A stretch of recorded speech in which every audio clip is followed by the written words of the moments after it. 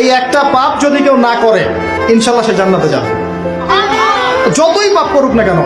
বাসায় মা বোন যারা আছে অনেকেই দেখা যায় চুল আশ্রয় চিরুনি পরে গেলে বলেই আজকে মেহমান আসবে। কি আসবে আজকে?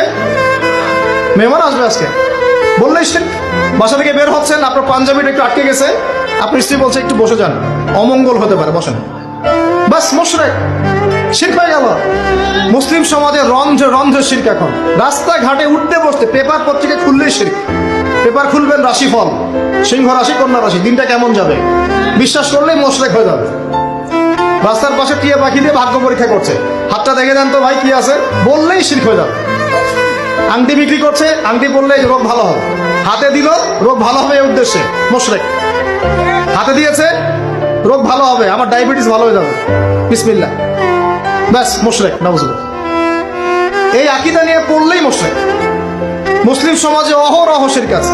আর আবু জেহেলের যুগে কি ছিল ভাই? আবু জেহেলের যুগে অনেকদিন বলেছি মেজর 5টা সমস্যা ছিল। কয়টা?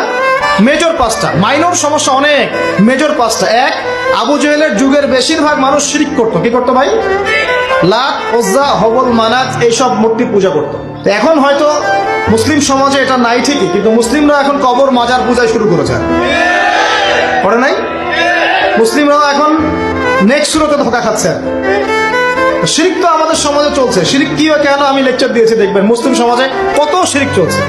আবু জাহেলের যুগে শিরক ছিল, এগুলো বলতে থাকলে এটা নিয়ে আলোচনা করতে হবে। আলোচনার টপিক আমার আছে অন্য। আবু জাহেলের যুগে কি ছিল ভাই? শিরক ছিল, সমাজে রন্ধ্রে রন্ধ্রে শিরক ছিল। এখনকার সমাজেও শিরক আছে। তারা লা ইলাহা ইল্লাল্লাহ না